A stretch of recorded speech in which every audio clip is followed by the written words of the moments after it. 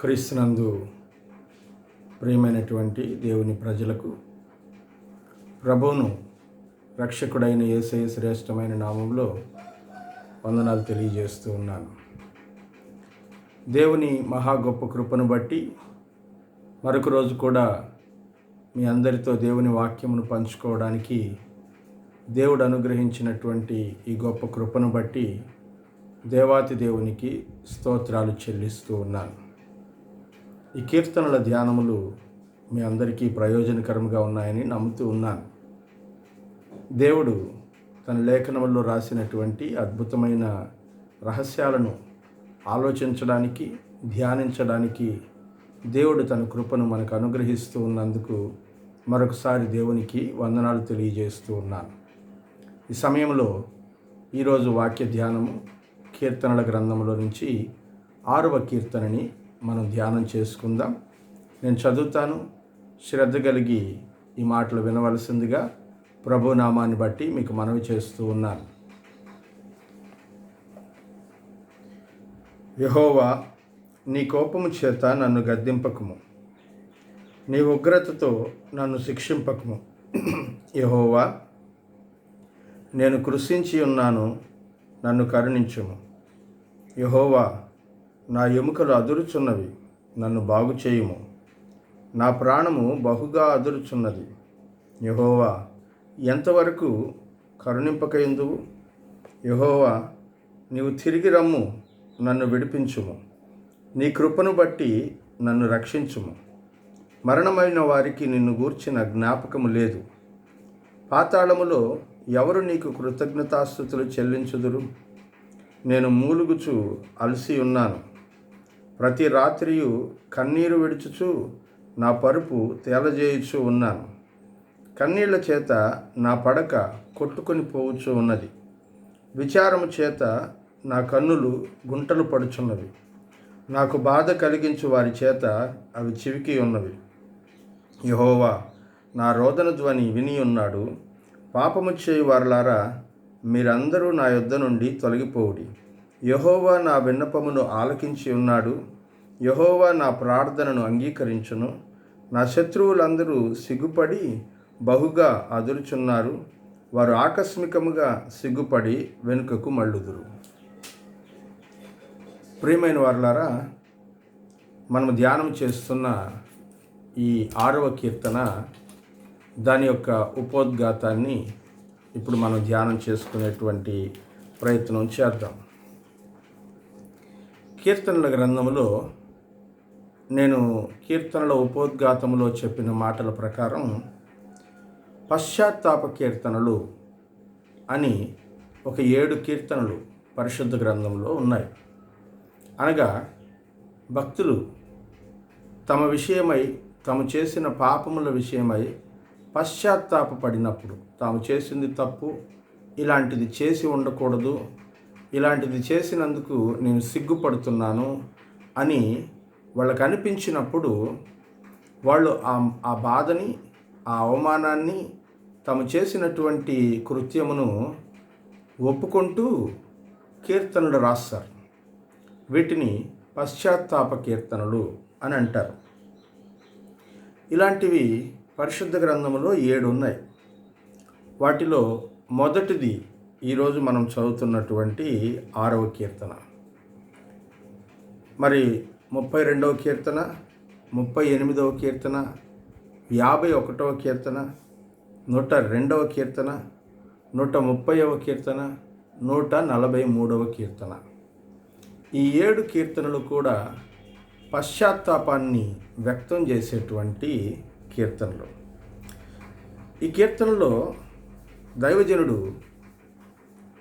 నేను నా పాపాన్ని ఒప్పుకుంటున్నాను అనే స్టేట్మెంట్ స్ట్రైట్గా ఇవ్వకపోయినా తన పాపమును ఇండైరెక్ట్గా ఒప్పుకుంటున్నటువంటి అనుభవాన్ని ఈ కీర్తనలో మనం చూస్తాం.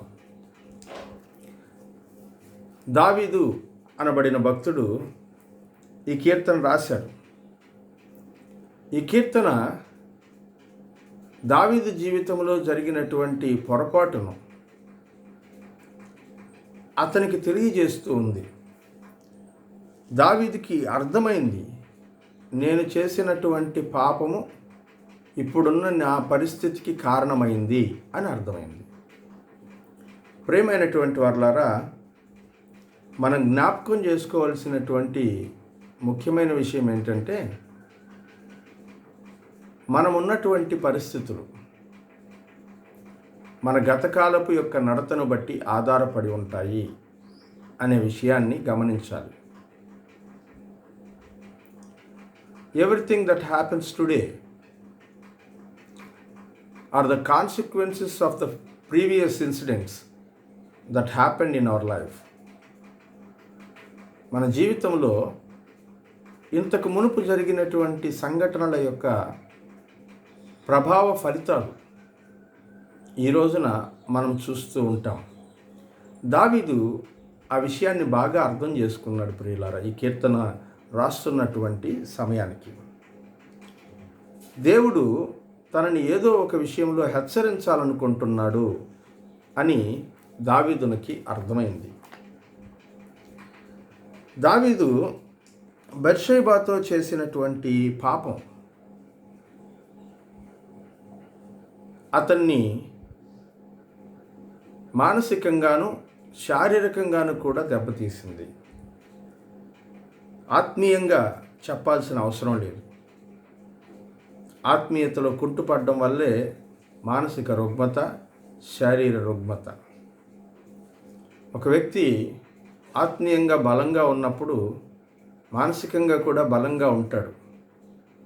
మానసికంగా ఒక వ్యక్తి కృంగిపోతూ ఉన్నాడు అంటే దాని అర్థం అతనికి దేవునితో ఉన్న కనెక్షన్లో ఏదో రిలేషన్షిప్లో ఏదో ఒక డిఫరెన్స్ వచ్చింది అని మనం అర్థం చేసుకోవచ్చు. సౌలు దావీదుని తరుముతూ ఉన్నప్పుడు అడవిలో తనతో పాటు ఉన్నటువంటి, తనను కాపాడుతూ సెక్యూరిటీగా ఉన్నటువంటి వాళ్ళల్లో ఒకడు ఈ ఊరియా, తన సహచరుడు.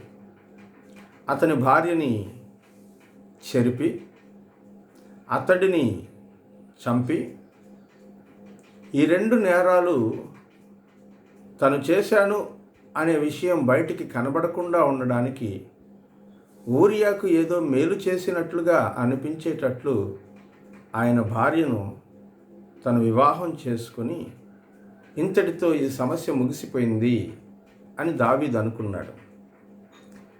ఇక్కడ రెండు పాపాలు దేవుడు ముఖ్యంగా గమనిస్తూ ఉన్నాడు. మొదటిది అధికార దుర్వినియోగం, రెండవది మిత్రద్రోహం. ప్రియమైనటువంటి వారలారా, ఇవి రెండూ కూడా దేవుడు మానవులని కఠినంగా శిక్షించేటువంటి పాపాలు అయి ఉన్నాయి. చాలా చాలా ముఖ్యమైనటువంటి విషయం ఇది. దేవుడు మనకు అధికారం ఇచ్చింది తన కార్యములు నెరవేర్చడానికి. ఆ అధికార దుర్వినియోగం తప్పకుండా ఒకరోజు మనల్ని దేవుడు గద్దించే స్థాయికి మనల్ని తీసుకెళ్తుంది. దావీదుకి దేవుడు అధికారాన్ని ఇచ్చింది తన గొర్రెలను బాగా కాస్తాడని. అందుకనే కీర్తనల గ్రంథంలో ఒక చోట అంటాడు, ఆయన దావీదును ఎన్నుకొనెను, యెష్షయి కుమారుని పిలుచుకొనెను, వారిని బాగుగా కాచెను అని అంటాడు. కానీ ఇక్కడ దావీదు కాపరిగా ఉన్న దావీదే గొర్రెను చంపుకొని తినడాన్ని మనం చూస్తూ ఉన్నాం. అధికార దుర్వినియోగం దేవుని ఎదుట పాపంగా పరిణమించింది. అలాగే మిత్రద్రోహం, తన స్నేహితుడిగా ఉన్నటువంటి ఊరియా, తన యొక్క పరివారములో ఒకడైన ఊరియా భార్య, ఆమెను చెరపడానికి దావీదు చేసిన ప్రయత్నం, చెరిపిన తరువాత ఆ పాపం కనబడకుండా ఉండడానికి మిత్రుని చంపినటువంటి దుర్మార్గం, ఇవన్నీ కూడా దేవుడు గమనిస్తూ ఉన్నాడు. వీటి ఫలితంగా ఏం జరిగింది అంటే దావీదుకి కుదరని రోగం ఒకటి ఏర్పడింది ప్రియులారా. చరిత్ర పుటల్లో దావీదుకి అనారోగ్యం కలిగి పడుకున్నాడు, లేవలేని స్థితిలో ఉన్నాడు అని రాయలా ఎక్కడ. మరి హిజ్కియా రాజును గురించి రాశారు. అతడు మరణకరమైన రోగము కలుగగా ప్రార్థన చేసెను అని రాశారు. అలాగే మరొక రాజును గురించి కూడా పరిశుద్ధ గ్రంథంలో చెప్తూ అంటాడు, అతనికి నొసటన కుష్టుపుండు పుట్టింది అని రాస్తారు. ఇలా అనేక మంది రాజులు తాము చేసినటువంటి పొరపాట్ల వలనో మరొక కారణం వలనో వాళ్ళకి కలిగిన అనారోగ్యాన్ని గురించి పరిశుద్ధ గ్రంథంలో రాశారు. కానీ దావీదుకు కలిగిన ఈ అనారోగ్యాన్ని గురించి చరిత్ర పుటల్లో మనకి ఎక్కడా కనబడదు ప్రియులారా. కానీ ఈ కీర్తనలో దావీదే తన యొక్క అనారోగ్యాన్ని గురించి బయట పెట్టుకుంటూ ఉన్నాడు. It's like filling the gap between history and humanity. మానవునికి చరిత్రకు మధ్యలో ఎక్కడో మిస్ అయిపోయినటువంటి ఒక చిన్న విషయాన్ని దేవుడు కీర్తన ద్వారా భద్రపరిచి మన కొరకు అందించాడు. ఈ కీర్తనలో దావీదు తన రోగాన్ని దాచిపెట్టేటువంటి ప్రయత్నం చేసినట్లుగా చూస్తున్నాం. రాజ్యంలో ఉన్నటువంటి వాళ్ళకు తెలియదు, తన శత్రువులైనటువంటి వాళ్ళకు తెలియదు, ఆఖరికి ప్రాణ స్నేహితులకు కూడా ఈ రోగాన్ని దాచిపెట్టడానికి ప్రయత్నం చేశాడు. అందుకు 4 కారణాలు ఉన్నాయి. దావీదు ఈ రోగాన్ని దాచిపెట్టడానికి, ఎవరికి తెలియకుండా ఉంచేటువంటి ప్రయత్నం చేయడానికి 4 కారణాలు ఉన్నాయి. మొదటగా, ఈ రోగాన్ని గురించి మాట్లాడితే తన పాపాన్ని గురించి తాను మాట్లాడాల్సి ఉంటుంది. ఈ రోగం ఎందుకు వచ్చింది అనే విషయాన్ని పరిశీలన చేయడం ప్రారంభిస్తే తన పాపం బయటపడుతుంది. అందుకనే మనస్సాక్షి అతన్ని బహుగా గద్దించడం ప్రారంభించింది. ఈ రోగం నీ పాపం వల్లనే వచ్చింది అని గద్దించడం ప్రారంభించింది.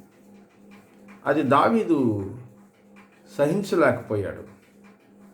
ఇది బయటపడితే ప్రజలందరి ఎదుట నా గౌరవం ఏమైపోతుంది అని అనుకోవడం ప్రారంభించాడు. ప్రియమైన వారలారా, రెండవది, దేవుడు తన పాపాన్ని శిక్షించాడు అనే విషయం అర్థమైంది ఆయనకి. తన పాపాన్ని దేవుడు ఈ రోగం ద్వారా శిక్షిస్తూ ఉన్నాడు అని అర్థమైంది. మూడవది, శత్రువులు, తనని ఇష్టపడనటువంటి వారు ఈ రాజాస్థానంలోనే నా చుట్టూనే ఉన్నారు. నాకు బాగలేదనే విషయం బయట జనాలకు అప్పుడే తెలిసిపోయినట్టుగా ఉంది. నేనైతే దాచిపెట్టే ప్రయత్నం చేస్తున్నాను, కానీ బయట జనాలకు తెలిసిపోయినట్లుగా అనిపిస్తుంది. ఇది ఘోరమైన విషయం. నా చుట్టూనే నా శత్రువులు ఉన్నారా? నా ఆస్థానంలోనే నా జీతం తీసుకుంటూనే నాకు విరోధంగా పనిచేసేటువంటి వాళ్ళు ఉన్నారా అనే ఆశ్చర్యం దావీదుకి కలిగింది. నాలుగవది, ప్రియులారా, ఈ వ్యాధి పరిస్థితి ఒకవేళ బయటకు వస్తే శత్రువులు దీన్ని అడ్వాంటేజ్గా తీసుకొని రాజ్యాన్ని కొరదోయడానికి ప్రయత్నం చేస్తారు. కనుక ఇదొక సీక్రెట్, రహస్యమైనటువంటి విషయంగా ఉండిపోవాలి అని దావీదు ఆలోచన. అందుకనే దీన్ని రహస్యంగా ఉంచే ప్రయత్నాన్ని చేసినట్లుగా పరిశుద్ధ గ్రంథంలో మనం చూస్తూ ఉన్నాం. ఇది ఈ కీర్తన యొక్క బ్యాక్గ్రౌండ్, వెనుక జరుగుతున్నటువంటి విశేషాలు. దావీదు పాపము శిక్షించబడే స్థాయికి వచ్చింది.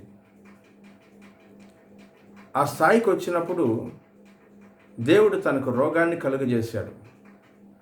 ఈ రోగము తనకు అర్థమవుతూ ఉన్నది తను చేసిన పాపానికి ప్రతిఫలంగా వచ్చిందని. ఇది ఈ సమయంలో దావీదు దేవుని సన్నిధిలో ప్రార్థన చేస్తూ ఉన్నాడు. ఆ ప్రార్థనని ఇప్పుడు మనము చూస్తున్నాం.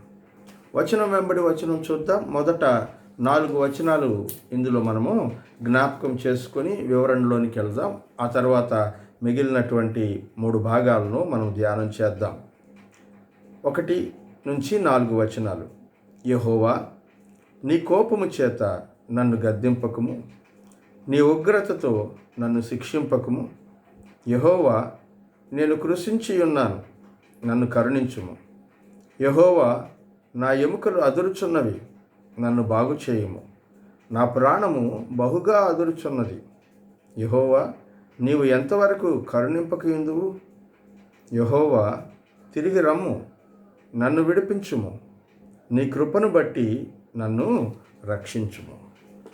ప్రియమైనటువంటి వారలారా, ఇప్పుడు దావీదు ఎదుర్కొంటున్న అనారోగ్యం దేవుని కోపం వల్ల వచ్చింది అనేది అతనికి అర్థమైంది. నేనున్నటువంటి ఈ పరిస్థితికి కారణం దేవుని కోపం. దేవుని కోపానికి కారణం తన దుష్ప్రవర్తన, లేకపోతే పాపము. ఆ పాపము వలన వచ్చినటువంటి దేవుని ఉగ్రత తనను దహించి వేస్తూ ఉంది.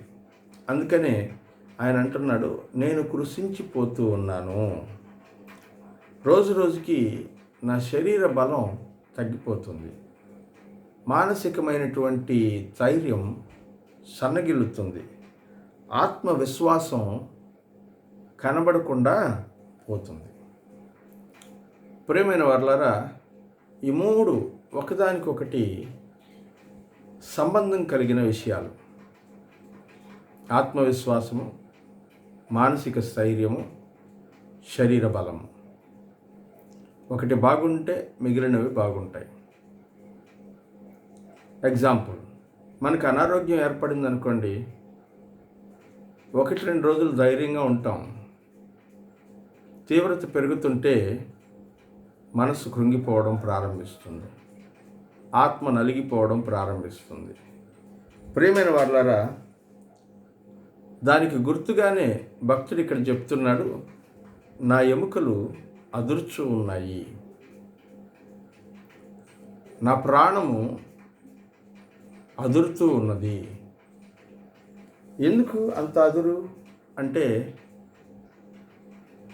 బలహీనత, దేవుని ఉగ్రతను చూసి భయం. మనుషులకు వచ్చే అనారోగ్యాలన్నిటికీ కారణం పాపం కాకపోవచ్చు, కానీ దావీదు అనారోగ్యానికి మాత్రము పాపమే కారణము అని దావీదు గుర్తించగలిగాడు. ప్రియులారా, దానికి దీనికి మధ్యలో రిలేషన్షిప్ ఉంది, నాకు అర్థమవుతుంది ఆ విషయం అని దావీదు అంటున్నాడు. బైబిల్లో ఇంకెక్కడైనా చెప్పారా ఇలాంటి మాటలు? రోగానికి పాపానికి మధ్యలో రిలేషన్షిప్ ఉంటుంది అంటే ఉన్నాయి. యోబు గ్రంథంలో మనం గమనించినప్పుడు, యోబు గ్రంథము 33వ అధ్యాయము 14వ వచనం నుంచి 22వ వచనం వరకు మనం చదివినట్లయితే అక్కడ కొన్ని మాటలు చెప్తున్నాడు. దేవుడు ఒక్కసారే మాట్లాడుతాడు, 2 సార్లు కూడా ఒకవేళ అవసరమైతే మాట్లాడతాడు.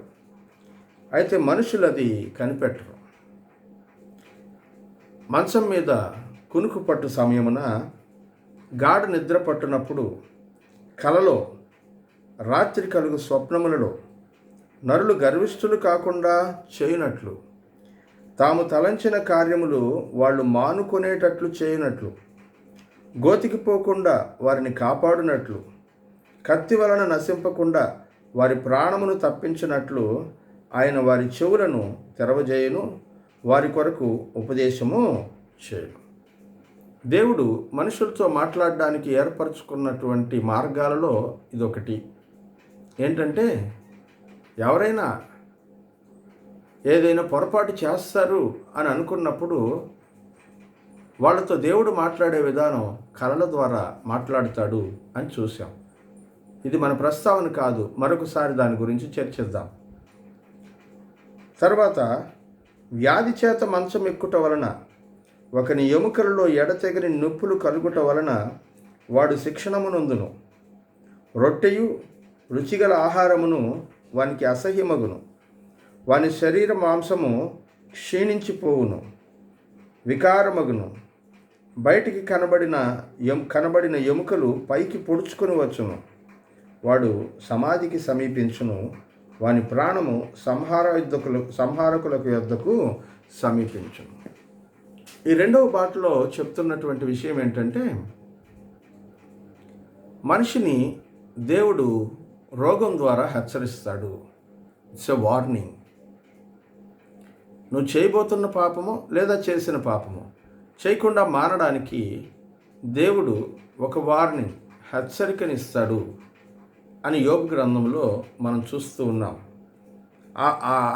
ఆ శిక్ష, ఆ హెచ్చరిక ఎంత భయంకరంగా ఉంటుందని అక్కడ చెప్తున్నాడంటే, తినే ఆహారం వాడికి విసుగు పుడుతుంది, అసహ్యం వేస్తుంది, ఎముకలన్నీ బయటకు పొడుచుకొని వచ్చేస్తాయి, స్కెల్టన్ లాగా తయారైపోతాడు. చూసారా, అలాంటి పరిస్థితి దేవుడు కల్పిస్తాడు ప్రియులారా. ఎందుకంటే నువ్వు చేస్తున్న పాపము మానుకోవడానికి, లేదా చేసిన పాపం జ్ఞాపకం చేసుకొని క్షమాపణ అడగమని చెప్పడానికి. అంతేకాకుండా యాకోబు పత్రిక 5వ అధ్యాయం 14వ వచనంలో, మీలో ఎవడైనా రోగి అయి ఉన్నాడా, వాడు సంఘ పెద్దలను పిలిపించి నూనె రాయించి ప్రార్థన చేయించాలి. విశ్వాస సహితమైన ప్రార్థన రోగిని స్వస్థపరుస్తుంది అంటాడు. అంటే ఎవరికైనా అనారోగ్యం కలిగితే వాడిని హాస్పిటల్కి తీసుకెళ్తాం, డాక్టర్కి చూపిస్తాం, డాక్టరు పరీక్షించి మందులు ఇస్తాడు. ఇది మనకు తెలిసిన ట్రీట్మెంట్. కానీ యాకోబు భక్తుడు ఇంకో ట్రీట్మెంట్ చెప్తూ ఉన్నాడు. ఏంటంటే, వాడికి రోగం కలగడానికి ఒక కారణం ఉంది. మీరు డాక్టర్ దగ్గరికి వెళ్తే అవుట్ సైడ్ ట్రీట్మెంట్ మాత్రమే జరుగుతుంది. ఇన్సైడ్ ట్రీట్మెంట్ ఒకటి జరగాలి వానికి. ఇన్సైడ్ ట్రీట్మెంట్ జరిగితే అవుట్ సైడ్ ఆటోమేటిక్గా సెట్ అయిపోతుంది. అందుకని ఇన్సైడ్ జరుగుతున్నటువంటి ట్రీట్మెంట్ విషయంలో సంఘం మాత్రమే దాన్ని ట్రీట్ చేయగలదు. ఎందుకంటే వాడు సంఘానికి ద్రోహం చేశాడు, దేవునికి ద్రోహం చేశాడు, పాపము చేసి సంఘానికి దేవునికి అవమానం కలుగజేశాడు. సంఘం యొక్క రూల్స్ అండ్ రెగ్యులేషన్స్ని వాడు అతిక్రమించి ప్రవర్తించాడు. కాబట్టి వానికి శిక్ష విధించడం జరిగింది దేవుడు.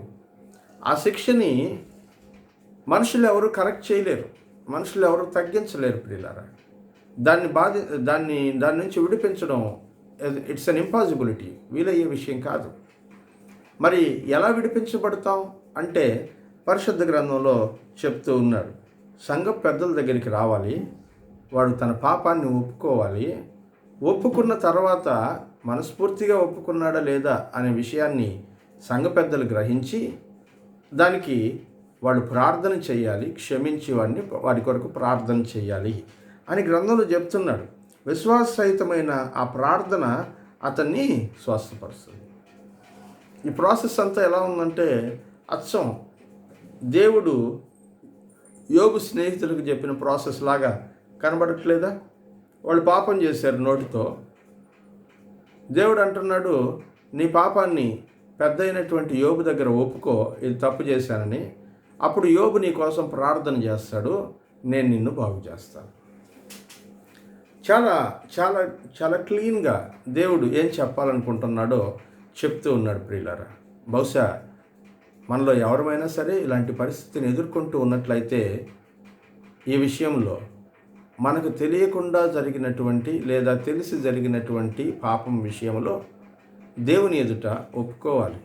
ఒప్పుకొనకుండా ఏ పాపము కూడా క్షమించబడేటువంటి అవకాశం లేదు. అందుకని 6వ వచనంలో ఆయన ఈ మాట చెప్తూ ఉన్నాడు. 5వ వచనంలో ఆయన ఈ మాట చెప్తూ ఉన్నాడు. చదువుకుందాం. మరణమైన వారికి నిన్ను గురించిన జ్ఞాపకం లేదు, పాతాళములో ఎవరు నీకు కృతజ్ఞతాస్తుతులు చెల్లిస్తారు అంటున్నాడు అని చెప్తున్నాడు. చచ్చిపోయినటువంటి వాళ్ళకి నీ గురించి ఇంకా అర్థం కాదు, వాళ్ళు నీ గురించి ఏమీ మాట్లాడలేరు ప్రభువా. మరి నేను చనిపోయే స్టేజ్కి వెళ్ళిపోతున్నాను. అలా కాకుండా నన్ను బ్రతికిస్తే సంఘంలోకి వెళ్ళి నేను ఈ పొరపాటు చేశాను, దేవుడి దగ్గర క్షమాపణ అడిగాను, దేవుడు నన్ను క్షమించాడు, దేవుడు ఎంత ప్రేమ కలిగిన వాడో అని నేను స్తుతులు చెల్లిస్తాను, సంఘము నీకు స్తుతులు చెల్లిస్తుంది, దయచేసి నా ప్రాణాన్ని కాపాడు, బ్రతికించు నన్ను అని రిక్వెస్ట్ చేస్తున్నా. అంటే అర్థం ఏంటి? ప్రాణం పోయేటువంటి అపాయంలోనికి దావీదు వచ్చేసాడనే కదా అర్థం. తనకు పనిష్మెంట్ ఎంత తీవ్రంగా ఉందనేది దావీదు ఎక్స్ప్లెయిన్ చేస్తున్నాడు. అంతేకాకుండా 6వ వచనం నుంచి తన పశ్చాత్తాపాన్ని వ్యక్తం చేస్తున్నట్లుగా మనం చూస్తాం. నేను మూలుగుచు అలసి ఉన్నాను, ప్రతి రాత్రి కన్నీళ్లు విడుస్తూ నా పరుపు తేలజేస్తూ ఉన్నాను. నా కన్నీళ్ల చేత నా పడక కొట్టుకొని పోతూ ఉన్నది, విచారము చేత నా కన్నులు గుంటలు పడుతూ ఉన్నాయి. నాకు బాధ కలిగించు వారి చేత అవి చివికి ఉన్నాయి అంటున్నాడు. చూసారా, తను ఎంతగా బాధపడుతున్నాడో చెప్తున్నాడు. నేను అలసిపోయాను ప్రభువా, ఐఎమ్ సో టైర్డ్, నా వల్ల కావట్లేదు, ఇక ఏమన్నా స్టెప్ తీసుకోవాలంటే కుదరని పరిస్థితి అయిపోయింది, నన్ను బాగు చేయవా? అలాగని నేను గమ్ముకుండట్లేదు, రోజంతా కన్నీళ్లు విడుస్తూ ప్రార్థన చేస్తున్నాను. పరుపు తడిచిపోతుంది. ఆయన ఇంకా ఎగ్జాగరేట్ చేసి చెప్తూ అంటాడు, నా కన్నీళ్ల ప్రవాహంలో నా పరుపు కొట్టుకుని పోతుంది అంటాడు. అంటే తను ఎంతగా ఏడుస్తున్నాడో, తను చేసిన పాపం విషయమై ఎంత పశ్చాత్తాపాన్ని వ్యక్తపరుస్తున్నాడో పరిశుద్ధ గ్రంథంలో మనకు తెలియజేస్తూ ఉన్నాడు. ప్రియమైనటువంటి వారలారా, ఈ మాటలు చాలా చాలా విలువైన మాటలు. ఒక మనిషి పశ్చాత్తాపం మరణం నుంచి కాపాడుతుంది. ఒక మనిషి తన హృదయంలో పడే పశ్చాత్తాప వేదన అతను బ్రతకడానికి అవకాశం కలిగిస్తుంది. ఖిన్నమైన ముఖము హృదయమును గుణపరచును అంటాడు కదా. నీ ముఖం వికారంగా మారితే నీ హృదయం అందంగా తయారవుతుంది. నీ కళ్ళల్లో నుంచి కన్నీటి ధారలు రావడం ప్రారంభిస్తే నీ హృదయంలోనికి ఆనంద ప్రవాహం బయలుదేరి వెళుతుంది. ప్రియులారా, దేవుడు ఎంత చక్కగా ఈ మాటలు చెప్తూ ఉన్నాడో, దావీదు భక్తుడు తన పశ్చాత్తాపాన్ని ఎలా వ్యక్తం చేస్తున్నాడో మనం చూస్తున్నాం. ఆయన మంచి కవి, అందులో ఎలాంటి సందేహం లేదు. కానీ తన కవిత్వాలన్నిటినీ అనవసరమైన వాటి కోసం వాడకుండా తన మనస్సులో ఉన్నటువంటి పశ్చాత్తాపాన్ని వ్యక్తం చేయడానికి ఎంత అద్భుతంగా వాడాడో మనకు అర్థమవుతుంది. చివరిగా మనం చూసినట్లయితే 8వ వచనం నుంచి 10వ వచనం వరకు, యెహోవా నా రోదన ధ్వని విని ఉన్నాడు, పాపము చేయువారులారా మీరందరూ నా యుద్ధ నుండి తొలగిపోండి. యెహోవా నా విన్నపము ఆలకించి ఉన్నాడు, యెహోవా నా ప్రార్థనను అంగీకరించును. నా శత్రువులందరూ సిగ్గుపడి బహుగా అదురుచున్నారు, వారు ఆకస్మికంగా సిగ్గుపడి వెనుకకు మళ్ళుతురు. ఇప్పుడు అకస్మాత్తుగా దావీదుకి ఏదో ఒక నిశ్చయత లభించినట్లు అనిపిస్తుంది. అందుకనే కీర్తనను కంప్లీట్గా టర్న్ చేసేసి ఇప్పటిదాకా ఉన్నటువంటి బాధని, దుఃఖాన్ని అంతటిని నిరీక్షణగా మలుస్తూ ఉండడాన్ని చూస్తున్నాం. అందుకనే ఆయన అంటున్నారు, నా ప్రార్థన దేవుడు విన్నాడు, నాకు అర్థమవుతుంది, నా ప్రార్థనని ఆయన యాక్సెప్ట్ చేశాడు, ఆయన తప్పకుండా నాకు ఆరోగ్యాన్ని ఇస్తాడు, నా రోగాన్ని తీసేస్తాడు. ఇది నాకు నిశ్చయం కలిగినటువంటి అంశం. ఇప్పటిదాకా ఒకవేళ నా శత్రువులందరూ నన్ను పడగొడదామని ప్రయత్నాలు చేశారేమో, వాళ్ళందరూ సిగ్గుపడి వెనక్కి వెళ్ళిపోతారు. ఎందుకంటే ఆ ఛాన్స్ లేదు వాళ్ళకి, దేవుడు వాళ్ళకి అవకాశము ఇవ్వడం లేదు. నేను ప్రార్థన చేస్తూ ఉండగానే I can sense that God has had my prayer. He heard, ఆయన విన్నాడు. అది ఆయన వినడం మాత్రమే కాదు, హీఈస్ గోయింగ్ టు ఆన్సర్ మీ, నా ప్రార్థనకి జవాబు ఇవ్వబోతున్నాడు. ఇది నాకు కలిగిన స్పష్టత. ఆ స్పష్టతలో నుంచి అతనికి సంతోషం కలిగింది. ఆయన అంటున్నాడు, ఇదిగో నాకు అంతకుముందు ఉన్నటువంటి ఆ దుఃఖము, విచారం అన్నీ కూడా ఇప్పుడు ఒక్కొక్కటిగా నా మనసు నుంచి వెళ్ళిపోయి పీస్ఫుల్ హార్ట్ ఇప్పుడు నా మైండ్లోనికి వచ్చేసింది. నేను దేవుని యందు ఆనందిస్తున్నాను. ఆయన నా యొక్క ప్రార్థనకి జవాబించి నన్ను కాపాడుతాడు, నా ప్రాణాన్ని కాపాడుతాడు అని అంటూ ఉన్నాడు. ప్రియమైన వారలారా, ఈ కీర్తన నిజంగానే చాలా అద్భుతమైనటువంటి కీర్తన, మరిన్ని లోతైన విషయాలు ఉన్నటువంటి కీర్తన. ఈ 6వ కీర్తన చాలా చిన్నదిగా 10 వచనాల్లో ఉన్నప్పటికీ బహు లోతైనటువంటి విషయాలు, మనం ఆలోచించదగినటువంటి విషయాలు ఇందులో కనబడుతూ ఉన్నాయి. దీని వెనకాల ఉన్నటువంటి చరిత్ర ఒక గొప్ప పాఠాన్ని మనకు నేర్పిస్తుంది. మనం చేయకూడనటువంటి అధికార దుర్వినియోగం, మిత్రద్రోహం, ఈ రెండింటిని గురించి మనల్ని హెచ్చరిస్తూ ఉంది ప్రియులారా. దానివలన మనిషి శరీరంలోనికి ఎలాంటి రోగాలు వస్తాయో తెలియజేస్తూ ఉన్నాడు. వాటి నుంచి విడిపించబడ్డానికి ఎలా పశ్చాత్తాపడి దేవుని దగ్గర మారు మనసు పొందాలో కూడా తెలియజేస్తూ ఉన్నాడు. పశ్చాత్తాప హృదయంతో దేవుని దగ్గరికి వెళ్ళినటువంటి వాళ్ళందరినీ దేవుడు ఎలా క్షమిస్తాడో కూడా తెలియజేస్తూ ఉన్నాడు. ప్రియమైన వారలారా, ఈ మాటలు మన జీవితానికి ఈరోజు మనకు ఆశీర్వాదంగా ఉంటాయని నమ్ముతూ ఉన్నాను. ఎందుకంటే ఎవరినో దేవుడు దర్శించడానికి ఈ మాటలు మాట్లాడుతూ ఉంటాడు. వారి పరిస్థితి దేవునికి మాత్రమే తెలుసు, మనకు తెలియకపోవచ్చు. ఒకవేళ వింటున్నటువంటి నీ పరిస్థితి ఇప్పుడు నేను చెప్పిన విషయాల్లో ఏదో ఒక చోట ఆగి ఉండవచ్చు. అలాంటి పరిస్థితుల్లో నీ మనసులో ధైర్యం నింపడానికి, నీ జీవితాన్ని సరిచేయడానికి ఈ మాటలు దేవుడు మాట్లాడాడని నమ్ముతూ ఉన్నాను. మీరు కూడా అలాగుననే స్వీకరించి దేవుని ఆశీర్వాదములు పొందవలసిందిగా ప్రభు నామంలో మనవి చేస్తూ ఈ మాటలు ముగిస్తూ ఉన్నాను. దేవుడు మిమ్మల్ని దీవించునుగాక. ఆమేన్.